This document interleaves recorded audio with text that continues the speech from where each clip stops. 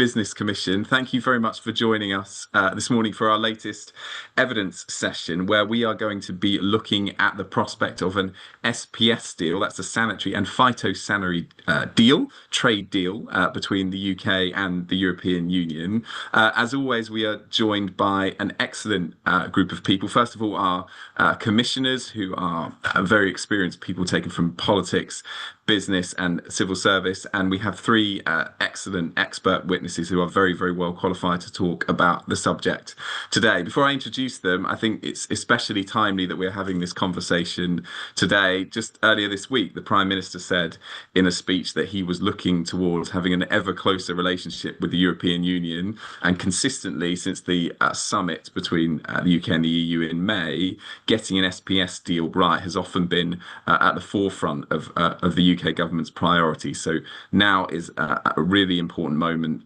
to talk about how the negotiation is going, what it means, and where we might get to in 2026.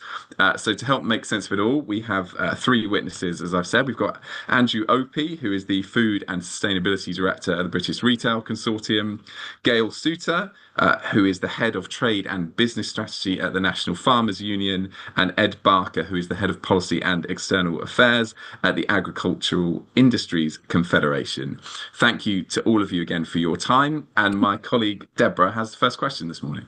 Thanks very much, Andrew. And I'm actually going to come first to Gail to allow Andrew to settle in a bit. So Gail, what are you hoping to see from a UK-EU SPS agreement? What would be the main benefits, and what are your main concerns? Thank you, Deborah. So what would we like to get from an SPS agreement? I think maybe we take a step back and make sure that everybody sort of is clear about what an SPS agreement is.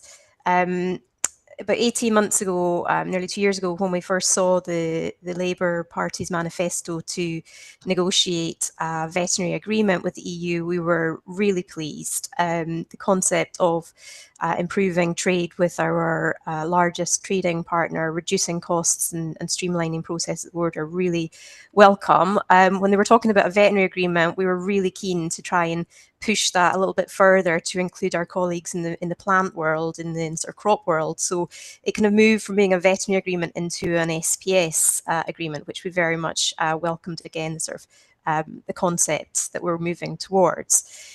In our mind, there are different types of SPS agreements. There's, for example, the EU-Swiss agreement, there's the UK-New Zealand agreement. What we at the NFU envisaged was a much closer relationship based on mutual recognition of each other's rules and standards, so a system based more on equivalency. So when the common understanding did come out earlier this year, we were quite surprised that the government had already agreed to have a model based on dynamic alignment. But we again very much welcome the benefits that having such an agreement would deliver. For example, removing certificates, moving checks at the border, creating this common SPS area where goods can move freely around. We're very much supportive of that concept.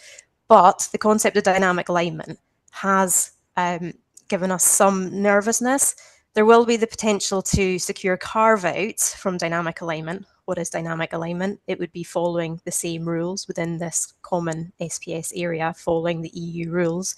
And it's really important from a British perspective, given our maritime climate, the things that have diverged since Brexit, that we do secure those carve-outs. So really looking forward to the negotiations, really looking forward to the benefits coming, reducing costs, addressing friction. It really does matter. We have seen a real stagnation of exports in terms of value since Brexit, largely a flatlining. But if we look at the volume of agri-food exports to the EU, we have seen double-digit reductions since Brexit, and being able to pick up again and to have that more streamlined trade with the EU, really important. But we have to get it right in terms of the details when it comes to dynamic alignment. Right, thank you. Andrew. Yeah, hi everyone, and apologies for my late arrival. Yeah, we're very supportive of the approach on behalf of UK consumers. We feel the key thing will be it will strengthen our food security. EU remains our biggest trading partner in terms of imports. About 80% of our imports that are sold in supermarkets derive in the EU. And removing friction at the border, as Gail has mentioned, and aligning much more with EU production should strengthen that for us. EU production obviously plays an important role in supplementing UK production at times of the year when we particularly need it, such as at the moment. So anything that helps that is good for consumers in terms of availability and food security, which is really important to us. And then there's a couple of other benefits that we see in it. The first of that is for Northern Ireland consumers. So being able to reduce the requirements of the Windsor framework will make a huge difference in terms of the bureaucracy and paperwork that's required to continue to serve Northern Ireland consumers with the same choice and availability that everybody else enjoys in the UK. So we're very much looking forward to reducing that burden on retailers as they keep their Northern Ireland stores well stocked. And the final thing, again, as Gail has mentioned, some of our retailers based in the UK do have EU stores, and a reduction in paperwork for them would be enormous. It's extremely difficult to move products just in time with the mix loads that supermarkets offer. So this reduction in border controls and SPS checks would be enormously advantageous. In terms of some of the concerns, there is a huge amount of work which the UK supply chain and UK retailers and their manufacturers will need to go through in the next 18 months to 2 years to align with EU regulation. We understand there'll be 200 plus pieces of legislation which will need to be implemented in the UK, which is a massive task for those businesses to take on at what is quite a difficult time anyway in terms of a very tough market. There is potentially a loss of control over some of our future regulation, which could cause some issues around some of the things we've been more progressive around, like nutrition labeling, for example, which is could be an issue in terms of some of our health policy and other policies going forward. There is the issue that Gail has raised already about carve-out and what what the EU might expect in return for those carve-outs, particularly in terms of controls on products moving either to the EU and Northern Ireland. So we'd be very interested to see how that plays out. And then the final thing just to mention is, of course, whilst this is very relevant to food imports and exports, it doesn't cover some areas which are important to us and our customers, such as wine and spirits, for example, where checks will continue. So in very much supportive of the approach, but yeah, with just a few concerns, particularly around that implementation. Thank you very much. And then coming to Ed, if you could keep it relatively short, that would be great. Thank you, Deborah. No, I appreciate not everyone might be aware of who AIC are as a trade body. So we represent multiple businesses across the agricultural supply chain. So seeds, animal feed, fertilizers, crop protection, commodity trading. So pre and post farm, effectively. I think really to align to echo what Andrew and Gail have said. Not having to have export health certificates, not having to have phytosanitary certificates is probably the big win for business as part of the SPS agreement. In many cases, these have been prohibitive for trade in a lot of cases, or they've added considerable cost to end consumers, or they've had to been absorbed by business altogether.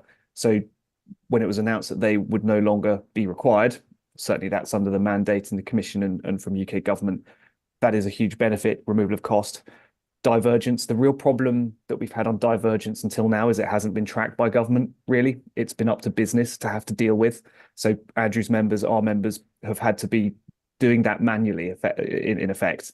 And problems have been encountered purely through circumstance when a good's been traded. And it's been really difficult for SMEs in particular. Having a seamless trade again with Northern Ireland would be hugely important, in terms of its position. It's part regulatory in the EU, part in the UK. Having a more streamlined approach on SPS with Northern Ireland is a huge benefit, and also having access again to EU systems, so rapid alerts on food and feed, being around the table for SCOPAF committees. That's been a real challenge for business not having access to those and not being able to input into the EU systems on that. Yes, there will definitely be challenges, particularly in a transition period. We've got a lot to do in the next year, 18 months. We're trying to align with a SPS block that is regulating all the time. And we've got to try and find the space and time in Parliament to be able to do that. And we've got to get all of the sectors, like Gail's members, for example, ready for that and to get that communicated to. Obviously, there is the loss of potential influence over decisions. This is the classic pre-Brexit debates about influence against market access, against benefits. And we are going to not just have that, but that communication to wider business and society, I think, is going to be a challenge as well. But there are definitely ways the UK can help influence that without necessarily having final control or say over some of the regulatory issues. But I'll leave it there because I know there's a lot more to discuss. Thanks very much, Ed, and back to you, Andrew. Thank you very much, Deborah. Jonathan, over to you, please. Thank you. Hi, everybody. A question for each of you again. How is your organisation working with the government to deliver the maximum possible benefits from an agreement? And to a certain extent, you've covered this. Where do you see the greatest opportunities for streamlining or simplifying the process? Gail. Thank you, Jonathan. So as you'd expect, the NFU are engaging significantly with the government on this matter. We have regular meetings with officials. I would say that within DEFRA, in particular, their department is obviously going to be front and centre of the negotiations and the implementation. We know that there's been a significant number of headcount moved to cover the EU reset. From a broader NFU perspective, whilst that's good, we do need to ensure that we continue to cover the other matters of priority for the department. So we would, make an urge to government to ensure that DEFRA has the resources that it needs to do this properly. But thus far, engagement with officials has been really positive. We knew there's been new teams, new directorates set up within DEFRA covering the negotiations, covering implementation, covering engagement. We've got good access to officials at all levels. We've also had meetings with ministers, discussed our priorities with those. We've discussed our priorities with Cabinet Office officials as well, who are leading from a sort of central government perspective. I'd also like to mention that we have really good engagement in Brussels. We still continue to be members of COPA COGECA, the European Farm Organisation. So we have met with various European Commission officials and commissioners there. UCMIS, the UK representation in Brussels as well, has been really open with us. We've met with the ambassador to talk about our priorities to really bring to life the issues that farmers will face when it comes to the implementation of the agreement. And just again, from an NFU perspective, we stay very close to the UK farming unions, our sister organisations in NFU Scotland and the Ulster Farmers Union. The Ulster Farmers Union in particular have been living this experience for a number of years now. So drawing on their experience, their views in terms of stakeholder engagement, how they feel in terms of their seat at the table in Brussels without being a member state, really important to us. And obviously engagement with industry like the likes of AIC and BRC and others. Thank you. Andrew? So very similar to Gail's engagement. I won't go through the list. I'll just add Food Standards Agency to that list because they obviously have responsibility for much of food legislation as well. The one thing I would point out that's making it a little bit challenging for us is we've had to sign an NDA with all the officials we deal with in terms of some of the exchange of information, which we have raised with ministers because we want ministers to understand the practical implications of changes in alignment, and that's very difficult for us to do without the capacity to talk to our members and their suppliers about how changes in alignment actually work. So that is one little glitch, I think, in there. And then in terms of engagement going forward, I think it'll be really interesting to see how much engagement there is around the negotiations, because we do believe the carve-outs will also come with some requests, obviously, from the EU in terms of the controls they might expect in return. And it would be great if we had an opportunity to look at that in the round. What are the benefits to UK consumers against the potential additional costs? So we'll wait to see how that works. And in terms of where do we see the greatest opportunities for streamlining, I think Ed's already mentioned it ahead, but it would definitely be that removal of the EHCs and then its knock-on effect for our requirements under the Windsor framework. Thank you. Ed? Thanks, Jonathan. I speak to you from a very sunny Brussels morning, and that's because we, as AIC, are a member of 4 European associations in seed, in animal feed, in commodity trading. If you bring Brussels good weather, they'll give you anything. Fertilizers, exactly. And we took a very conscious decision 4 or 5 years ago as AIC to remain actively involved with our European associations precisely for the reasons that we're discussing today. And as Gail has mentioned, government has been very open with us. I'm talking to DEFRA almost on a daily basis about something technical to do with the SPS agreement. And they've been very clear, I think, that there is a roadmap ahead of us, that there will be challenges in certain sectors. That the big problem of many pre-Brexit was that we just didn't have a real sense sector by sector as to where the practical impacts would be. We discovered them as we went along.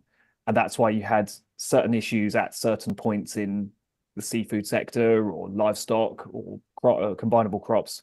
Whereas now the government is at least trying to work out where those pinch points, where those practical issues are going to come through. So like a huge amount of our work with NFU is looking at what happens when we align completely on pesticides, for example, because we have got misalignment there. We've got products that we're using in GB and not in the EU and vice versa.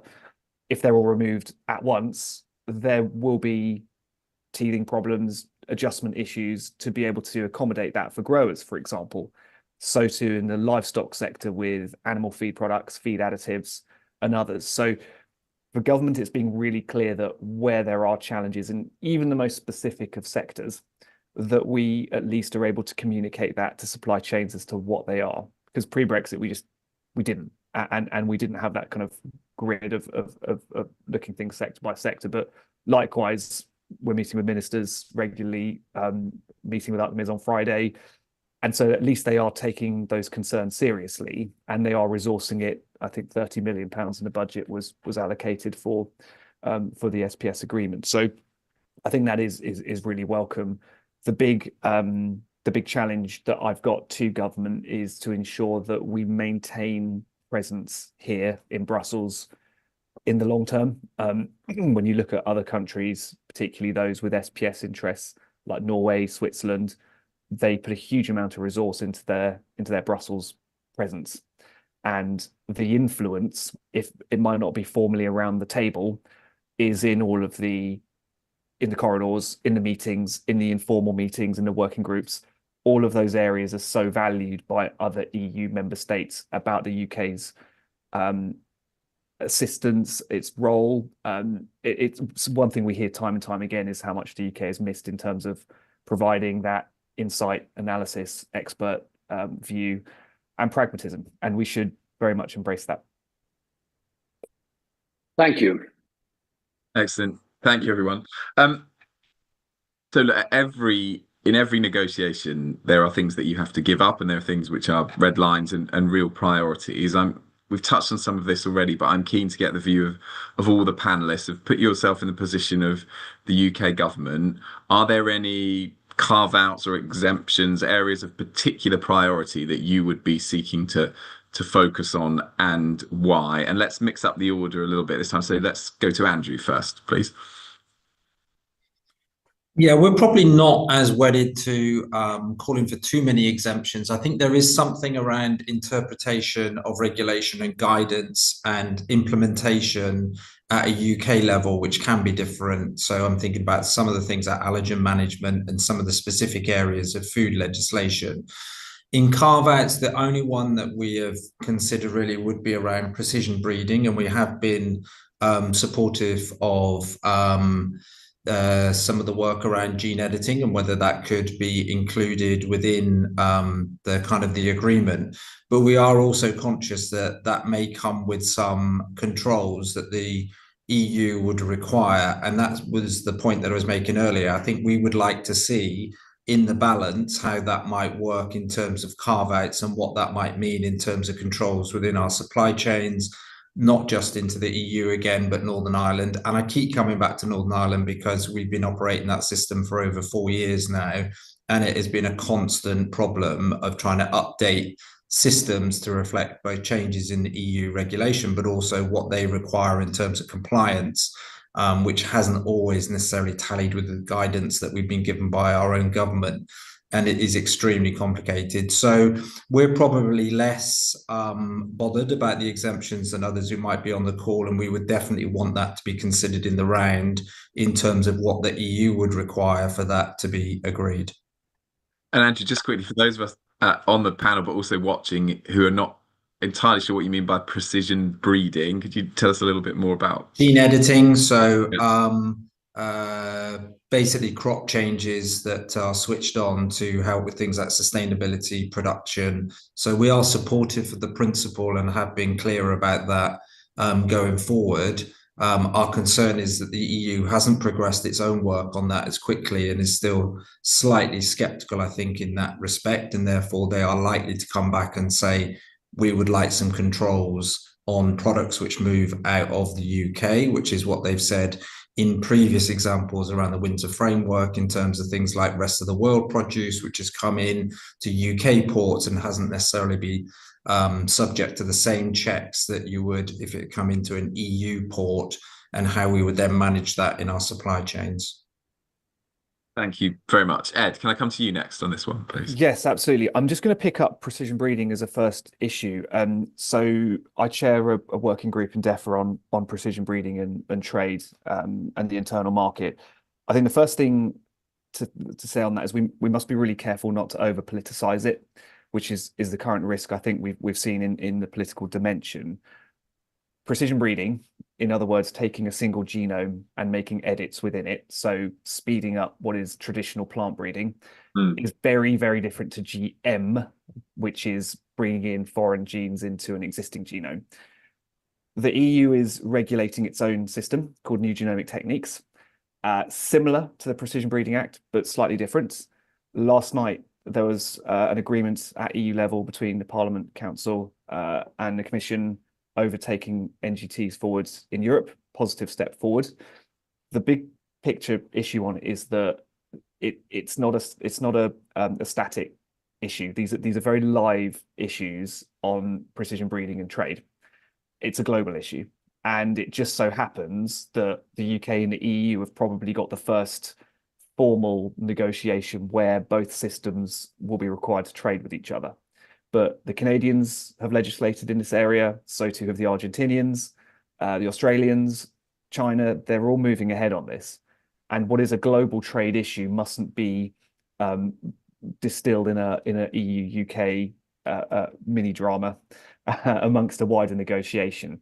And we mustn't, I think, fixate in the here and now too much on it to the extent that we risk making it such an issue that it gets burnt effectively forever. You know, these are moving issues, and by the time of implementation of the SPS agreement, we should have a legislative proposal in place in the EU, and that's when there's a serious grown-up conversation to be had about our system, their system, mutually being able to recognize one another, because they are very similar in how they're approached in terms of categorization. I could go into lots of boring detail about that, but it should be something that's aspirational on both sides for sustainability, allergens, food affordability, etc.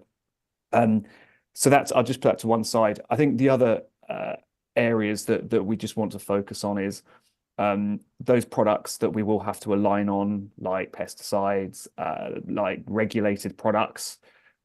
Do we have to align completely on having them? The answer is probably yes, but there's the conditions of use. Gail mentioned a really important point, which is that we have quite unique climate issues in the UK that really should allow us to use those products as we see fit for our climate, as long as they don't represent a food and feed safety risk to the EU. You know, we have very, very tightly regulated food and feed safety systems. And our view is that where there is a climactic or environmental need for a product, we should be able to continue using it because they aren't SPS issues. And that will require some negotiation from the government on that, I think. And the last thing I'd say is day one readiness. The EU is regulating all the time. Are we expected to be starting on day one, everyone, green button, go, all systems change? Or is there a type of a transition or phasing in period for all those products that will have to be withdrawn, for example? Is there a way in which we can have a transition in for businesses to adapt? Because expecting one big day one go button is going to be very difficult for a lot of very complex supply chains. Brilliant. Thank you, Ed. Gail.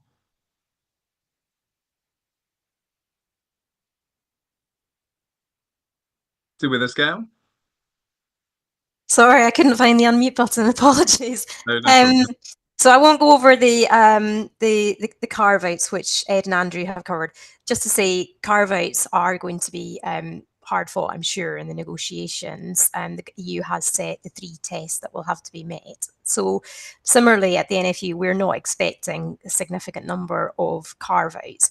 But again, if we take a step back, there is the question of scope, and it's not entirely nailed down how many of the EU regulations we're going to have to follow. We understand that there could be upwards of 300 plus, but the actual boundary of that scope. So for example, animal welfare on farm, the production methods that a farmer uses to produce that food for the market, whether you can have them indoors, outdoors, how long, those kind of animal welfare production questions.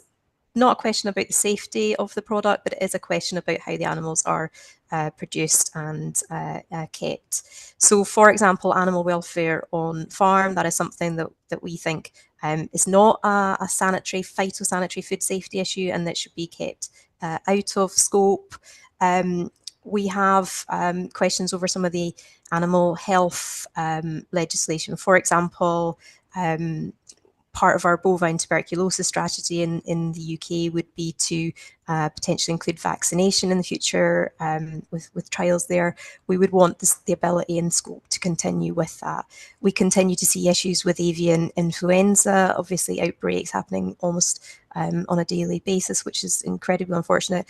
What is the scope of vaccination in controlling that terrible disease? So there are things that in terms of the scope of the negotiations that we still need to get clarity. And I think that's something that the negotiators are still, obviously discussing, live with between themselves.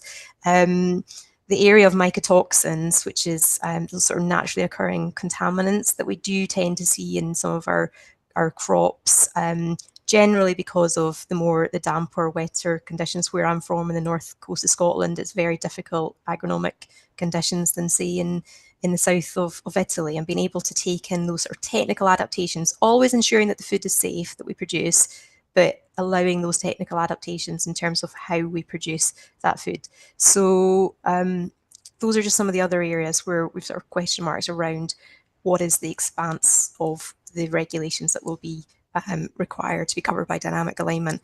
Carve-outs, once we know the scope, but let's have a discussion about what is actually in scope as well to fully understand that.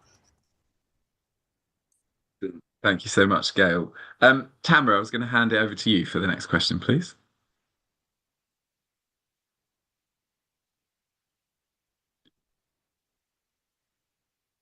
Sorry, guys, just bear with me 1 second because I've been multitasking as I am wont to do. So I do apologise. I'm just going to find the questions now, which are on one of my many tabs. I really do apologise, guys. Just bear with me. Before we start, though, I just want to say to the Farmers Union that it was our meeting a couple of years ago that led me to set up the Great British War Revival with the King's Foundation, which is now hosting a summit at Dumfries House to support greater use of British wool. So I just want to say thank you to you in advance for that. But I'm now going to my members' briefing. Sorry, I was multitasking and I thought we were on question 2, not question 3. Right, so here's my question. She seeks, hopefully seamlessly. How do you see the process of implementing the CFS agreement, and in particular alignment of regulation with the EU, how can the UK best influence future EU regulations? And I'm going to be asking all of you that question. So I'm just going to go down to where we have you. I'll start with Gail, please. Tamara, thank you for that question. And this is one of the really key hot potato issues of the day for us. The NFU position, we have had divergence. We are talking about a lot of practical issues of farm production on farm. We will need time to prepare to get back into the kind of the EU alignment space. Our position is that we could have a staged process for implementation, in a similar way that when we applied import controls for product coming into the UK, we did that on a sort of a staged approach. We controlled the things with the highest risk first, and then move sort of through the risk hierarchy, medium and then low risk. We think that in reverse, it would be possible to have that sort of staged implementation where things could be turned on quicker. So, for example, our horticulture growers who import a lot of product from the EU, it would be great to be able to turn off some of those import controls for those imports coming in. Now, I can understand there would be nervousness from the UK government's perspective doing that, because right now we don't have access to the databases in the EU. We can't see what the risks are on the continent if there's an outbreak of plant disease, for example, or a pest. But we think that having access to those databases could give the UK government that reassurance to be able to turn off that sort of controls quicker. When it comes to something more practical, like farmers using chemicals, plant protection products today on crops that are growing in the ground, which will be harvested next year and will then go into a store and maybe sold 12 months, 18 months thereafter. These are long production cycles. So we need to ensure implementation takes into consideration those kind of time scales. So why it's a hot potato issue is that ministers have started to discuss sort of publicly and in Parliament and with stakeholders the prospect of turning this all on, a go live button, like the green button, let's go for it at some point in 2027. And we are still working through what would be the implications of that. That has caused us some concern. We don't think that that would be enough time to work through all of the detail, where obviously the legislation needs to happen, but from a practical communication perspective with farmers on the ground, there will be product grown today that will be sold after, say, mid-2027, if that's when ministers want the implementation of this to happen. So implementation, a really big issue that I think it's fair to say that we are still really working through the consequences of that, what it means. But the really important thing from our perspective is work with the practitioners, work with the industry, make sure there's really clear communications about what farmers need to be doing well ahead of any go live date. And then if there are implications in terms of that go live, we need to work through those and understand what mitigations are needed. Just before I go to one of the other questioners, as I flagged, we set up the Great British War Revival really as a consequence of the Commission, and we have been working with the King's Foundation. And what you're talking about divergence, I know you're talking here about food, but it's equally about textiles and extended producer responsibility as it stands in the EU. I have real concerns because polyester is scoring higher than wool, which to me is an insanity, which we've tried to flag with DEFRA and the Environmental Audit Committee, because I think it's an opportunity for us to do better than the EU. And I just wondered, before I pass over it, if you've either got any comment or thoughts, or if you'd be happy to, through the Commission, connect with me about this, because I think it is pertinent to the dual income stream opportunity for your farmers. Yeah, I don't really have a comment today, Tamara, to make, I'm afraid, other than I'd be very happy to engage with you. I think in terms of Andrew Opie might have some views as well. I know that his members would be in more in the business of selling textiles as well, but we are certainly in the business of trying to get as much market opportunity for our members. And the wool price has gone up substantially since that last meeting, which is great news. Thank you. I would be really happy if we could be connected, Gail. Thank you. Andrew, over to you. Thank you. Yeah, thanks. We're not talking about environmental regulation today. We're talking about SPS, but we might want to talk about it later. It's one of the things that we've raised, but just to reassure you, we have a very well advanced plan for our own EPR for textiles recycling reuse in the retail industry that we're working with government through its circular economy task force. So hopefully see some more details of that in the new year. On the question around alignment, I wouldn't want the committee to underestimate the scale of the challenge of implementing this through the whole supply chain. As Gail and Ed have pointed out, there are hundreds of pieces of legislation that will need to be changed and implemented. And our experience from the Windsor framework, where we've had relatively small changes to make, such as the Not for EU labelling, is there's been a real problem, particularly on smaller businesses in terms of compliance. The lack of visibility for them to make the changes, but also encouragement to make the changes. So then multiplying this by multiple numbers of different pieces of legislation is going to be a huge, complex operation for the government to be able to both flag and ensure compliance. And on compliance, in terms of the Windsor framework, again, our experience has been that the EU has been quite demanding around compliance. And obviously compliance will be really key to then switching off those border controls, particularly on the European side. So this is probably the biggest challenge facing the government and the industry in the next couple of years, that we can move through this period to then get the benefit, which is obviously the relaxation of the border controls. I think that also, as Gail has pointed out, does question maybe the kind of suggested timetable that we've seen recently around possible June 27 as the chance to kind of turn off these border controls. That looks quite ambitious to us, considering the complexity and the scale of the changes that's required.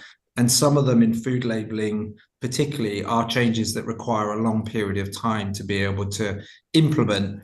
And businesses are unlikely to start making those changes until the negotiations themselves are complete, which we expect to be in early 26. So working back from that, the timescale itself looks really challenging. In terms of going forward, obviously, we will be just taking the regulations as agreed in Europe going forward. We won't necessarily have much of an influence over it. But I think we do have an influence where we want to play it through other EU countries. I think there is an interest in better alignment across the EU. And the UK, in many of its areas of food legislation, has been shown to be quite progressive in terms of consumer protection, consumer information over the years. So I think if we do work closely with some of the key EU countries, we can probably get our influence in terms of what we would want to see in regulation through them as they then start to debate it in terms of the as regulation is taken through Europe. Thank you, Andrew. And again, just before I go to Ed, just to pick up on what you've said, that's pertinent to my issue, is that if the government isn't looking at biodegradability and natural textiles within that framework, it's doing a disservice to our farmers, but also to wider sustainability advantages that I believe the natural environment could have. So I'd love to pick up with you, because I have real concerns about the framing of waste as a circular rather than a regenerative system. Over to you, Ed, for the same question, the original question, not the one I've piggybacked about the environment. No problem. Thank you, Tamara. Yeah, Gail's absolutely right. Different sectors have completely different needs in terms of supply chain readiness. So cereals, it's been a great autumn, growing crops, that is. If you go out into the countryside, you'll see crops in the ground looking great, established great. They will be harvested next year. And then our members will be selling them domestically and abroad into 2027, because generally they're sold throughout the year to help farmers with their cash flow.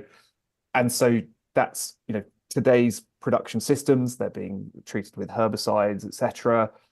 Some of those products aren't available in the EU yet. And so we're potentially placing goods on the market that were produced with herbicides that don't have authorization in the EU today. So that's kind of the long term and issues we're dealing with. And going into next autumn, those questions quite rightly will be asked by farmers.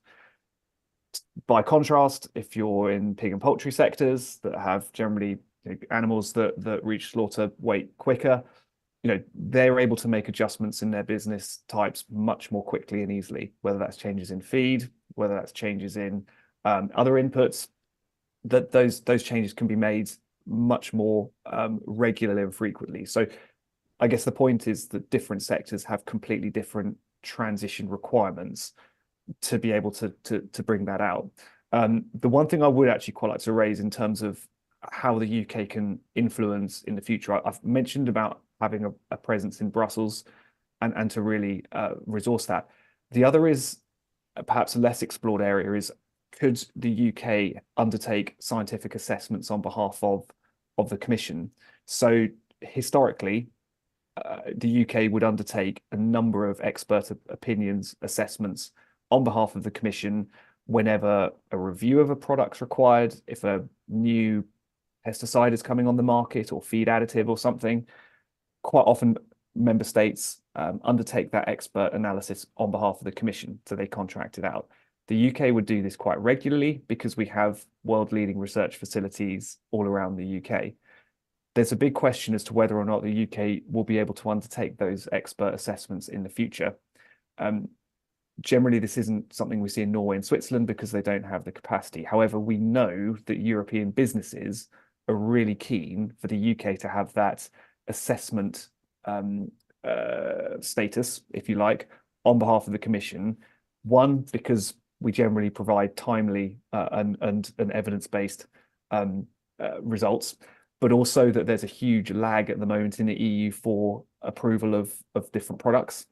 And that capacity is really struggling, and the UK will actually help alleviate that capacity. And this is one of those sort of uncertain areas that I think we can genuinely push for and lobby for. And it's just things like that that will really help our influence, if you like. It's not formal, but it just is another way of showing our expertise and helping European businesses. But we do need more European businesses to be pushing for that as well. It has to come from this Brussels side. Thank you. And thank you for allowing me to piggyback my question on. Back to you, Chair. Tamara, thank you, Pam. I am going to ask Simon to jump in and ask question number 6, please. I'm mindful we have Gail until 11:30. I think it's a particularly important question for her. So Simon, I hope you're okay to jump in on your cost of living question if you can, please. Andrew, thank you very much. And unlike sunny Brussels and the north of Scotland, inner southeast London doesn't have a huge amount of agricultural production, but we are, like everywhere else in the UK, very concerned about the cost of living costs implications. And so the question to all of you, and perhaps Gail, starting with you first, is what impact do you think any agreement can have on the prices of food and drinks, and what about exceptions? Will that impact the prices as well? So really effect on the consumer if we go ahead. So Gail, thank you. Yeah. See you all and hear you all. Thank you. Thank you, Simon. I will defer to Andrew because I can't really speak on behalf of the consumer angle, but I can speak on behalf of the producer perspective. And the price that a farmer receives for the product is not necessarily reflective of the price that product is then sold for in the retail environment. There's obviously a lot of additional processing, energy costs. There's a lot of regulation and bureaucracy that goes on at the farm level and then right the way through the production chain until you get to the point where that product is sold to a consumer.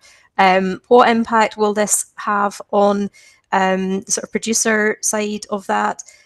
There's a real crisis of confidence in farming at the moment. Some sectors have been doing reasonably well, others are really facing a lot of challenge. For example, our arable growers over the last couple of years have faced quite challenging growing conditions. Harvest prices have been low. Conversely, it's a bit different in the dairy sector. We're seeing quite a lot of milk around the world, which means that the milk price is starting to fall for farmers. So the sort of the price that farmers receive is very much a function of the kind of the market conditions, and that's an international aspect as well. If we can get this agreement right and we can grow that confidence, and there's many other things that the government could do to bring that confidence to the farming industry, but if they can get that right and they can get a good deal that respects the positions around the need for a practical, pragmatic implementation, that respects the need to have the specific carve-outs that we are asking for, then I think that will help with the confidence. And it's all part of that operating environment, which will then put British farmers in a better place to be continuing to be that #1 supplier of choice to British consumers. But I will defer to Andrew more on the impact on food prices.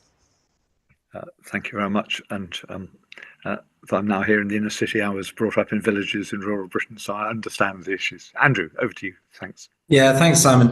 So unfortunately, it's going to be a bit limited in terms of its impact. Now, there will be some categories, I should imagine, some of the cooked meats, potentially some of the products in winter, which will benefit. But there's reason that I say that it'll have a limited impact on our typical consumers coming into supermarkets. Firstly, the vast majority of food sold in supermarkets is still sourced here in the UK. So we're talking about probably about 20% of all the food that's sold is EU derived.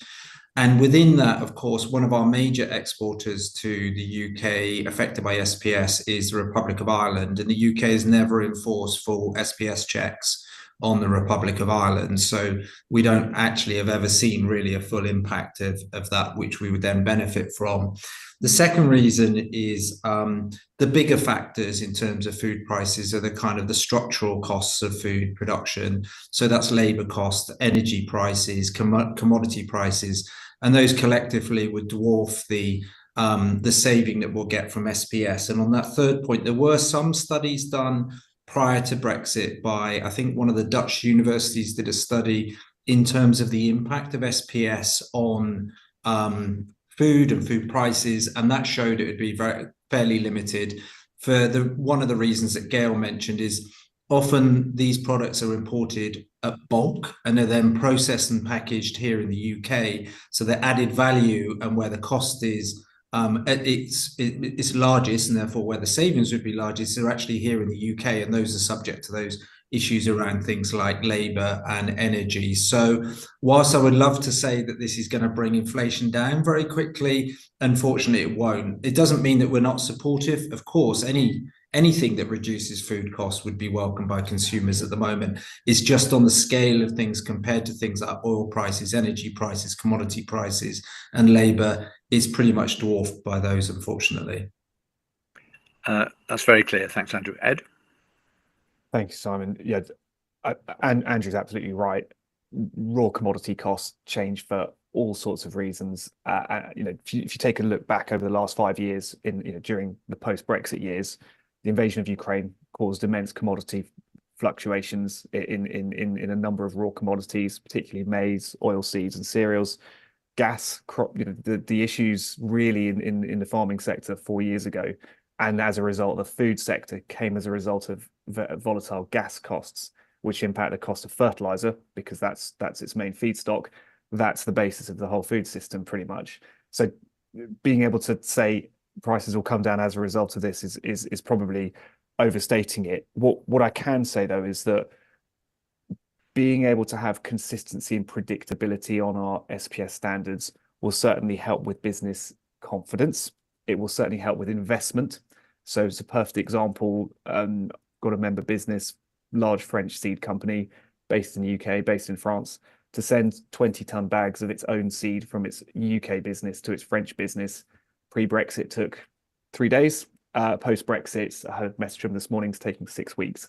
Uncertain. And this is getting certificates in place, testing, all these other things as well. And they said just having a system whereby they know what to expect means that they'll be able to invest more in the country. They'll be able to create more jobs because they're able to know what they're planning ahead for next year. And ultimately, it helps business speed as well. So that is ultimately good for consumers because we're likely to see the variability, choice to consumers in all parts of the economy improve. I think just on the point of cost, though, yes, it almost certainly will be a deflationary measure, but taking 0.2% inflation off what might be, say, 5% inflation isn't going to feel maybe much better for consumers, but it certainly will make an improvement on inflation. Thank you. That's all very clear and helpful. I'm going to quickly use the benefit of Gail being with us for a little longer to do the other side, the question on the other side of that coin. How could an agreement help to support our UK food and drink exports? So Gail, perhaps you could pick that up first. Yeah, I think this is potentially a really exciting opportunity for us to try and regain markets that we have lost or stepped away from in Europe. Specifically, we have not been able to export seed potatoes to the EU. That's been banned. We've not been able to export sort of prepared meats like sausages, burgers, fresh preparations. We haven't been able to send any of our really high quality breeding livestock across to the EU. So creating this common SPS area will hopefully remove those prohibitions, which will be really positive and get us back into the market in those fantastic products. But as I said at the start, we have seen double-digit reduction in the volume of trade across a whole range of products, whether it's tankards of fresh cream, really high value consignments. The jeopardy of that tankard leaving a dairy and then sitting at Dover or sitting in Cali is too much. That trade is essentially stopped. There's other categories like fresh prepared meals. A lot of, because of the jeopardy involved, because of the costs required to get vets to sign off certificates, the potential for delays at the border, the potential for inspections, which will then lead to further delays. A lot of that trade has ceased. We've seen a lot of really small, sort of micro-sized businesses stopping that trade as well, because the cost of getting certificates, whether it's a veterinary certificate or a phyto, is just too prohibitive for sending that consignment. So in terms of exports, let's hope that it will improve the outlook and we do start to see those increases in exports, because they're having as many outlets for agricultural businesses to sell their products a really positive thing. You know, we have a great market here in the UK. We appreciate that, but having access to overseas markets, export markets, take the livestock sector in particular, our lamb production, take the production of a beef carcass. There's different parts of the animal is desired in different markets, and having that flexibility really important to farmers. It is really important to all of us. Gail, thanks very much. And if I don't have a chance to say thank you for all you do, and keep up the good work and keep strong. Ed, next, please. Thanks, Simon. It's absolutely the big opportunity here is being able to regain some of that market share that we've lost as UK exporters. If you take obviously the meat processing sector, you know, it's been talking about added costs of 90, 100 million pounds every year, just in terms of turnaround times, wait times. As Gail says, it's the uncertainty when you're sending a consignment or a vessel to another part of Europe. Non-harmonized legislation in the EU is a nightmare, frankly, to deal with. Only the biggest companies can really be able to deal with the logistics if it goes wrong. SMEs can't, and so that's why a lot of businesses take a risk-averse approach and have just pulled back from anything that is even slightly at risk of being held up or delayed. And obviously that's in the fresh sector in particular. One thing that we often get sort of, I think, challenged about this is, will the SPS agreement impact on trade with third countries? Will it limit it? And in actual fact, I would counter that by saying in many cases it will actually help us. One of the big problems that we had after Brexit was that we were deemed as a third country in our own unique regulatory space, occupying our own position, and this really impacted a lot of our market access, particularly in vessel loads of UK grown crops around the world. And historically, they saw the UK, because we're aligned to the EU in our regulatory systems, as a consistent in terms of SPS. They knew exactly what our standards were, and as a result of after EU exit, trade barriers were put up very quickly. So actually being aligned on the EU's SPS standards will help us export a lot of particularly commodity products around the world. And when we do that, we really help farmers because it means we're able to get best value for a whole crop commodity across all sectors. And it's sort of that rising tide. It rises the whole sector as well. But at a micro level as well, small businesses. I was speaking to one of our members who exports equine feed to Europe. It's just stopped completely, and they're actually now appraising again, getting that business back. They think it'll be worth, I mean, this is a SME of sort of 15, 20 people. You know, they're estimating just over £2 million worth of business that could bring back to them. So, you know, it's macro and micro, but I think an exciting thing is how can we get that business back? Because we are competitive, particularly back in Northern Ireland as well, because it's ridiculous that we've effectively cut up the United Kingdom in an economic bloc, and a lot of businesses can't even send their own stock to their own businesses in Northern Ireland from GB. And so just on a practical level, that will certainly be a big opportunity. And thanks very much. Go for it and enjoy the autumn Brussels sunshine, which we certainly don't have here. Andrew. Thank you, Yeah, Simon. I have much. Oh, sorry, Andrew Opie, please. Yeah. Yeah, I didn't have much to add. Just to say, really, just to pick up on Ed's point, I think it's actually it is good news for domestic producers as well. Having to segment for different markets, either UK or Northern Ireland, and UK and EU, isn't great in terms of trying to do that within two regulatory regimes. So I think it's good for domestic producers, good for UK consumers, and good for those businesses that are exporting. Thank you. And back to the chair, Andrew. Thank you. Thank you, panel, very much. Thank you very much, everyone. We have covered a lot of ground already. I just wanted to jump back to a question that I was going to ask earlier for everyone on the panel, but I appreciate Gail is probably leaving us now, which is how would you characterise where we are in the negotiations now? And for people watching, the UK-EU summit towards the end of May was a big moment, but it has taken some time for the EU to have their mandate for negotiations. So I think probably the truth is that, you know, the real negotiations are perhaps starting now or have been in the last few weeks. Give us a sense of how early are we in this process? And we've covered some of this already, but what, if any, do you think will be the biggest stumbling blocks and points of difference? Let's go to Ed again first, please. Thanks, Andrew. I would say being out here in Brussels and obviously meeting with Commission officials and others, I mean, overall, it's pretty uncontroversial. You know, the UK wants to come back into the SPS fold, if you like, and there are some non-SPS areas within the common understanding, alignment on organics, for example, but a lot of these were pretty uncontroversial. And so I think in terms of the actual principle itself, that there's very little by way of kickback anywhere I've come across, either at member state level or within institutional level. It's really the practical issues and also the implementation issues, really more than anything, that are going to be the big areas to thrash out.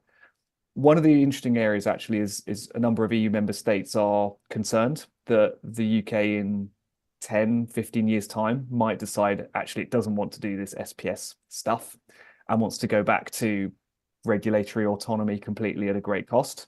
And so they're asking themselves, quite understandably, how do we protect ourselves? Because, you know, France, Netherlands, Denmark have all had to invest quite heavily in a lot of border control point infrastructure to be able to deal with the UK imports and exports.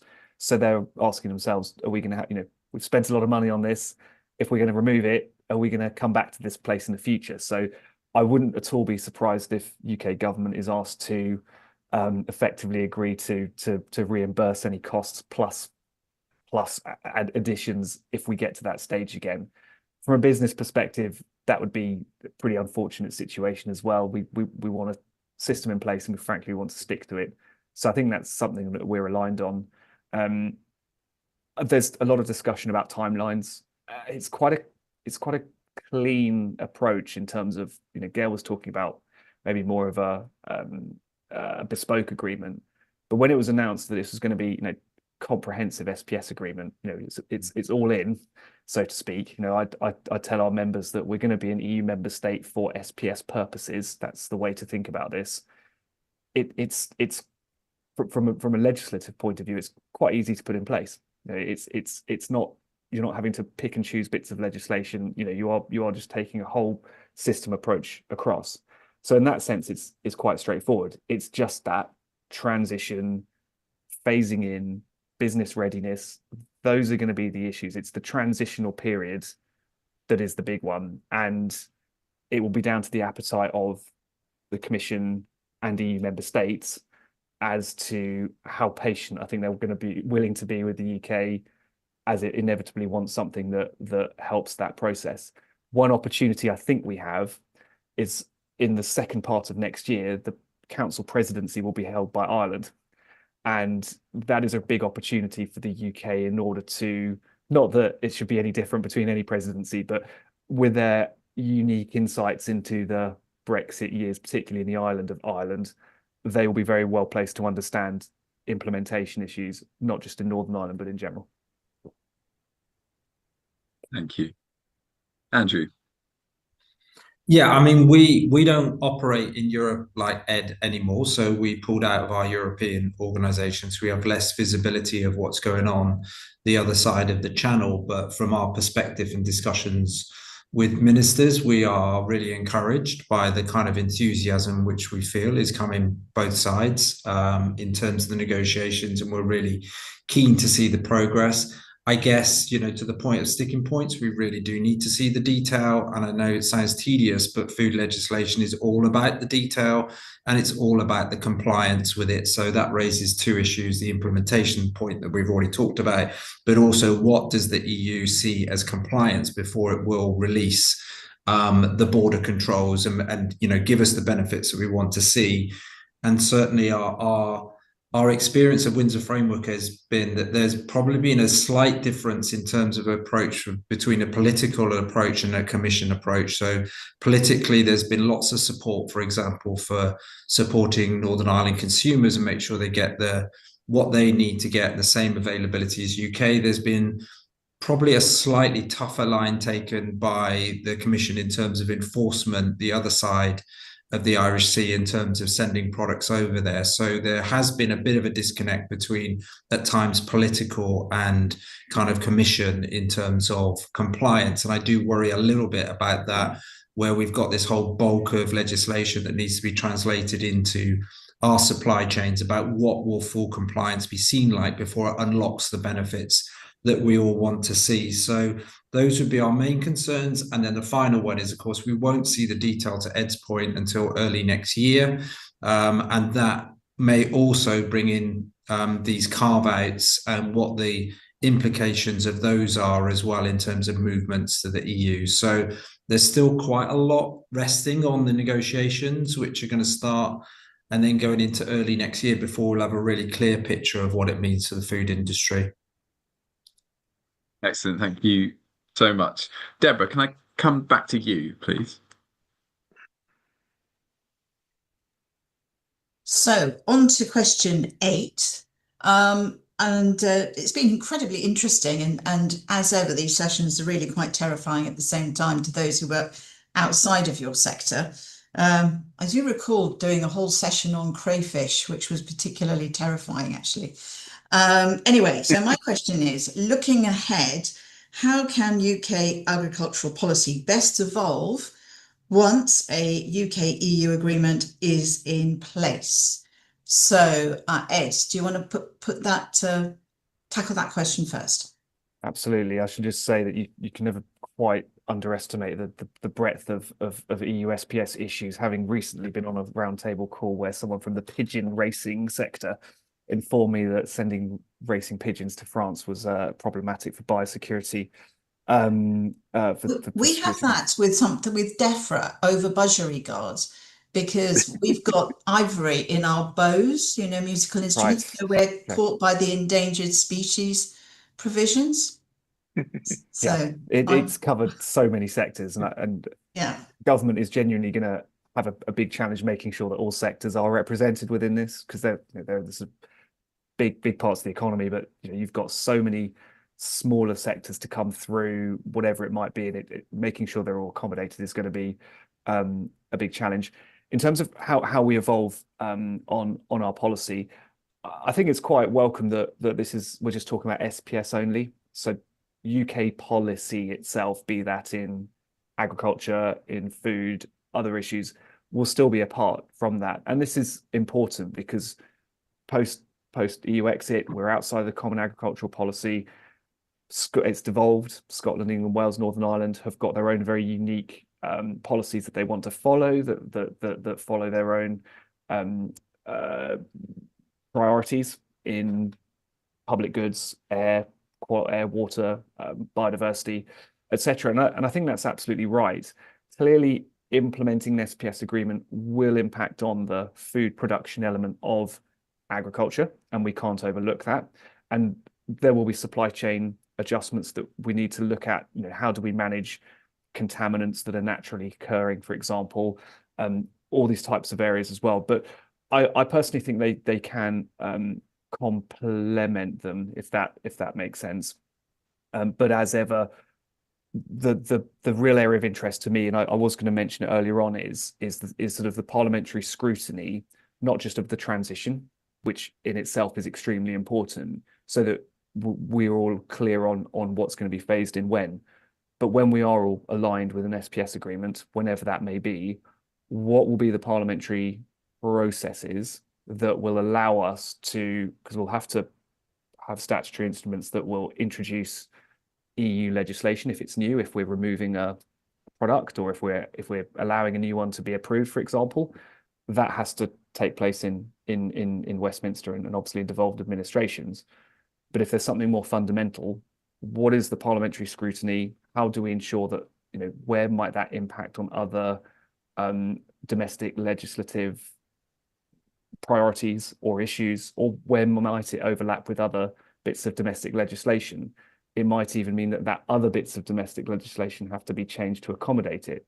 So I think that scrutiny point is a big one, because it hasn't really been spoken about or discussed. We've gone big in on the detail, but the sort of the ongoing day-to-day, and also I look to the parliamentarians on this call and former parliamentarians as well, as to how do we accommodate that? We're not going to be an EU member state, but we're going to be bound to enact it.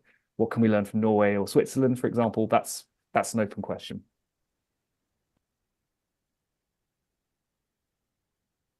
Over to you, Andrew.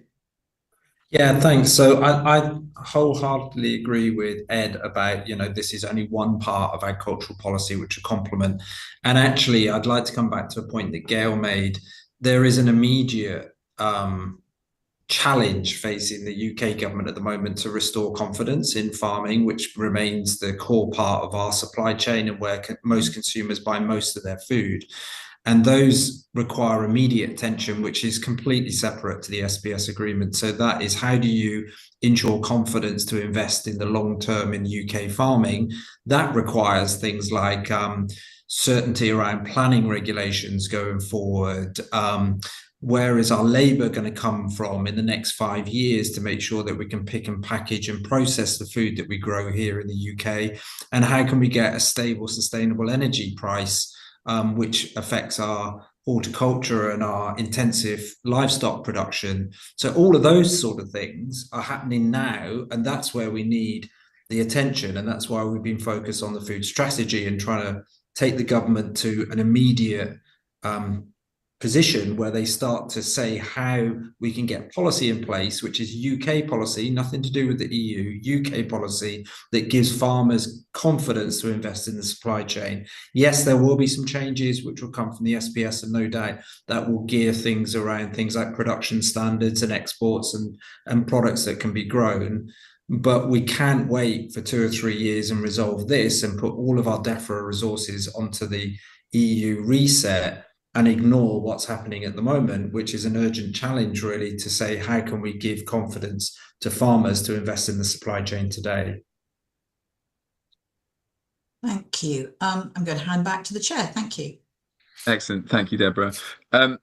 So last question from me for today to both of you, Ed and Andrew, and thank you again for being brilliant panelists, and as Gail was before she had to drop off.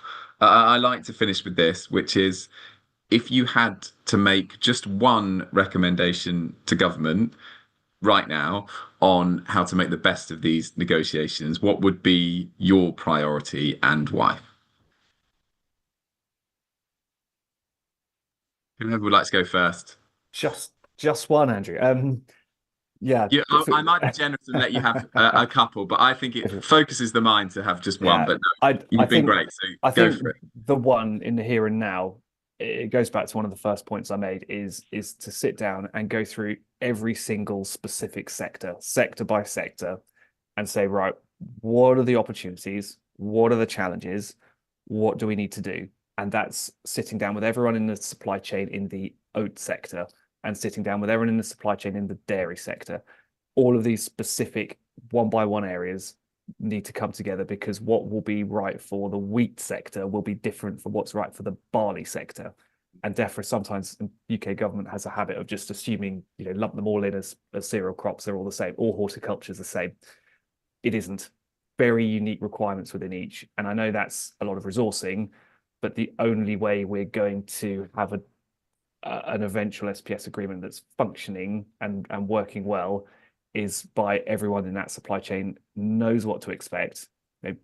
Business quite used to getting bad news, as long as we know it's coming. It's nasty surprises that really cause business impacts. And so sector by sector, what can we expect? And not lose the second that would be just not losing sight of the big picture on this. When these changes start to come in, people will inevitably focus on the bad stuff, because that's what we do. We focus on the bad things. What have I got to do? How much is it going to cost me? Government and stakeholders such as yourselves cannot lose sight of the bigger macroeconomic picture, reminder of the challenges so far and what the long-term certainty and cost reduction that it's going to bring. Brilliant. Thank you very much. Andrew.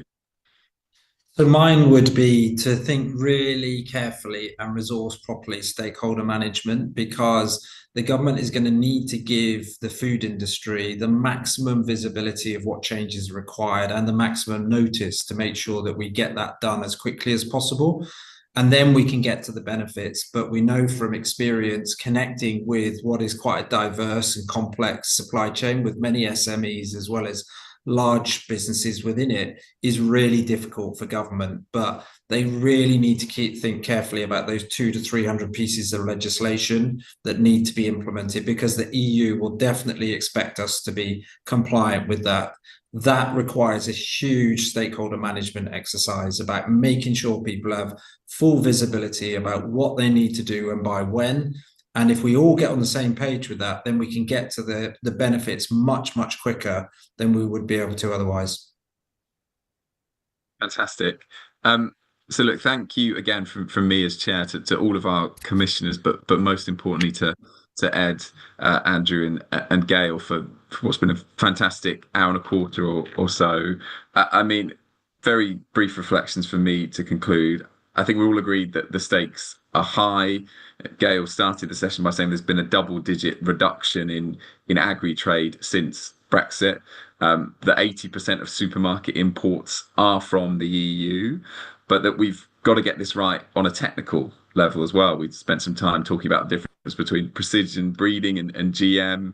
Andrew has just been talking there that ultimately there are 200 to 300 pieces of legislation and technical detail that have got to be gripped and to got right, and that it's really crucial that government understands the different needs and opportunities for different sectors within agriculture. But finally, that this matters for the economy, that there is a potential for get this deal right and that it will be deflationary. And I thought particularly striking that with an SPS deal wouldn't just be good for UK EU trading, but there is potential that it would benefit UK agri trade across the rest of the world as well. So I'm really pleased we devoted today's session to the SPS deal. There's no doubt, I'm sure we'll come back to it again in 2026, but thanks everybody for joining us today. Okay.